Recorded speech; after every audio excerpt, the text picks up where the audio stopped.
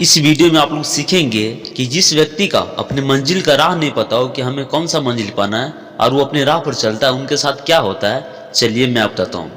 एक पहलवान था। वो पहलवान कहीं से आ रहा था, यानी बाहर से आ रहा था। जब वो ट्रेन से स्टेशन पर उतरा तो वो ऑटो रिक्शा को खोजने लगा। एक ऑटो रिक्शा मिला तो ऑटो रिक्शा से पूछा कि उसे जहाँ जाना था वहाँ के लिए उसने पूछा कि यहाँ जाने के लिए कितना किराया है। तो ऑटो रिक्शा ने कहा 200 रुपया लगेगा। तो वो पहलवान ने कहा नहीं 200 रुपया हम नहीं देंगे, उससे कम कीजिए। लेकिन ऑटो रिक्शा वाला अट गया और वो बोला नहीं 200 रुपया ही लगेगा। तो पहलवान ने कहा मैं पैदल ही चले जाऊंगा। पहलवान ने थोड़ी दूर पैदल गया, फिर वो ऑटो वाला रिक्शा फिर वो मिला। फिर वो ऑटो रिक्शा वाला बोला कि आइए बैठ जाइए, थोड़ा पैसा कम दे दीजिए। पहलवान बोला नहीं मैं पैदल ही चले जाऊंगा। फिर पहलवान थोड़ी दूर गया पैदल, फिर वो ऑटो रिक्शा वाला फिर मिला वो। तो फिर ऑटो रिक्शा वाला ने बोला आप तो बैठ जाइए, आप नज़दीक में, थोड़ा पैसा और कम दे दीजिएगा। पहलवान ने फिर से बोला जब मैं आधा रास्ता तय कर लिया हूँ तो अब मैं पैदल ही जाऊंगा। तो ऑटो रिक्शा वाला आगे निकल गए। जब पहलवान थोड़ी दूर रास्ता तय किए तो ये बहुत ज़्यादा थक गए। इतना थक गए थे कि इनके चलने का लायक ही नहीं था। तो पहलवान ने खुद से ऑटो रिक्शा वाले को रुकाया और बोला अब मैं आपके ऑटो रिक्शा में चढ़ूंगा, पैसा बोलिए। तो ऑटो रिक्शा वाला ने बोला अब आपको 400 रुपये लगेंगे।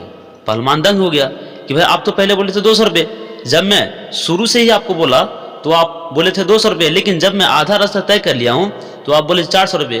तो ऑटो रिक्शा वाला ने बोला ऐसा इसलिए क्योंकि आप जिस रास्ता पर जा रहे हैं ये रास्ता गलत है।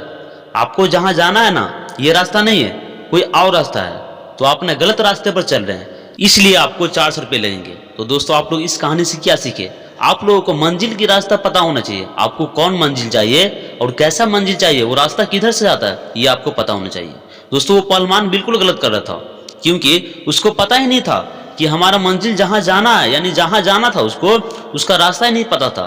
वो गलत रास्ता पर चल रहा था और शुरू में उसे 200 रुपया मांगा था और बाद में उसे 400 रुपया मांगा था, क्योंकि वो गलत रास्ते पर आधा रास्ता तय कर लिया था। तो इसलिए सबसे पहले मंजिल की राह चुन लीजिए और सही राह पर जाइए, क्योंकि अगर गलत रास्ते पर जाएंगे तो जैसे वो पहलवान आधे पर से घूम के आया, आपको भी आधे रास्ते पर से घूम के आना होगा। इसलिए कभी भी कितना भी समय लगे लेकिन सही राह चुनिए और अपने मंजिल की राह पर ही चलिए। अगर गलत रास्ते पर चुनिएगा तो आपको आधा रास्ता पर तय करके फिर से वापस आना होगा। लेकिन दोस्तों ध्यान रखें, क्योंकि कोई भी रास्ता जब तय हो जाता है तो उसको आधे रास्ते पर से घूम के आना बहुत कठिन होता है। इसलिए कोई भी मंजिल चुने तो मंजिल की राह पर ही चलिए।